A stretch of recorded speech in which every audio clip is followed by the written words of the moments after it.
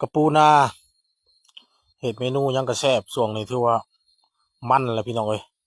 ลมหนาวมาแล้วเดือน11 12แล้วมันแล้วจะน้อยนี่หาขุดกันยากแท้ๆได้มื้อนี้คิดยากก็เลยไปพูดแล้วเบ็ดใช้น้องพูดแล้วพี่น้องเอ้ยคิดยากมากขั่วแล้วกับใส่กับอันนั้นตำหมูหุ่งพี่น้องเอ้ยแกงก็ตำหมูหุ่งเข้ากันดีฮอดน้องก็บอกพูดพร่ำทำเพลงมาด่าแฮกันเลยพี่น้องแฮก็แฮใหญ่แฮ11 ศอกมาวานน้องน้อยๆวานได้สำได้พี่น้องเอ้ยปกติแล้วแฮนี่บ่คูณใส่วานเฮืออยู่อ่างเก็บน้ำของสุขวงพุ่นแต่ว่ามื้อนี้คืออยากปูแล้วก็เลยมาวานน้องน้อยที่เคยวานกบเลยพี่น้องเอ้ยในหัวนา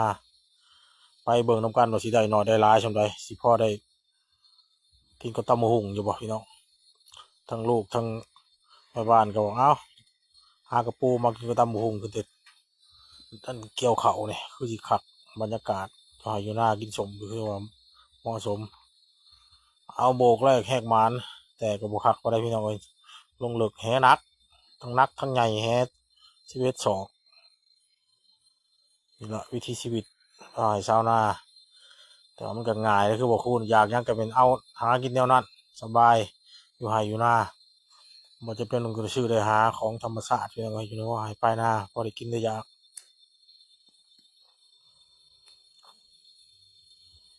มื้อใดคืออยากปลาก็เป็นลงทั้งมองอยากปูก็หาจังซี่อยากกบก็หาใช้เป็ดใช้ก้างสิแหละพี่น้องก็อยู่แบบธรรมชาติ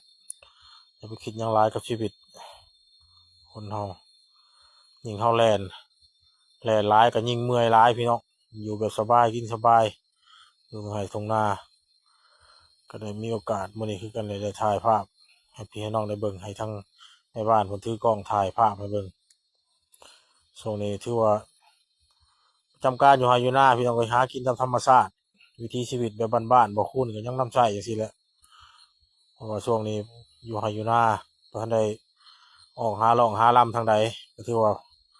ยังเก็บเกี่ยวผลผลิตพี่น้องเอ้ยข้าวหน้าปีกำลังคนเขียวจักหน่อยพอฮอดงานแก้วงานดองพู้นพี่น้องเพิ่นเอิ้นใช้เอิ้นหาก็สิได้ยากแต่ว่ากำลังเร่งไปเบิ่งนำกันพี่น้องโบกแรกแหกมานสิมานส่ำใดหวานเอาปูมื้อนี้ว่าน้องน้อยน้องแห้งมันหกพุ่นมีแต่น้ำแต่สลามปูนาพี่น้องเอ้ยหลายคนก็มักเลยอาหารเพิ่นห้อยเขาอาหารเพิ่นก็เห็นแล้วเพิ่นกินกับตำส้มมาแก้มกับตำบักหุ่งก็เข้ากันอำล่ำผู้ลางคนก็เห็นบางบ่อนเขาเจ้ากินก็แกะแล้วก็ลากคักๆแล้วก็พันเอาใบเนี่ยมาพันใบพักมาพันเฮ็ดแจ่วส้มโอ้จังซั่นก็คักพี่น้องหลายแบบกินแต่ผู้สิสรรหาเมนูมาทำเป็นอาหารพี่น้องก็ถือว่าแซ่บพอสมควรนะปูนาเฮานี่ก็ได้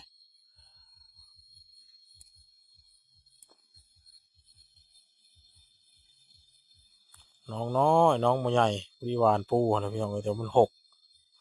แฮมันแฮใหญ่หวานก็บ่อยากแตกลงเลิกปกติใส่เรือหวานมามาเลยมาเบิ่งนำกันบาดตะบิดนี่ก็สิประมาณ4-5โตพี่น้องเอ้ยนี่เด้ทั้งไม้แหน่กับปานนั้นปลาฉลามเต็มบะหยะน้องหกสรุปก็ถือว่าได้หลายสมควรพี่น้องเอ้ยก็พอดีได้ขั่วกินกับตำบักหุ่งตอนเพลนขึ้นแต่เกี่ยวข้าวพี่น้องอยู่ตรงไหนทงนาบรรยากาศนี่แหละปูนาพี่น้องเอ้ยก็ถือว่าพักพี่พักน้องติดตามเลยเด้อท่านใดที่ครับเบิ่งครับชมคลิปบ่คุณจนจบไปล่ะพี่น้องเอ้ย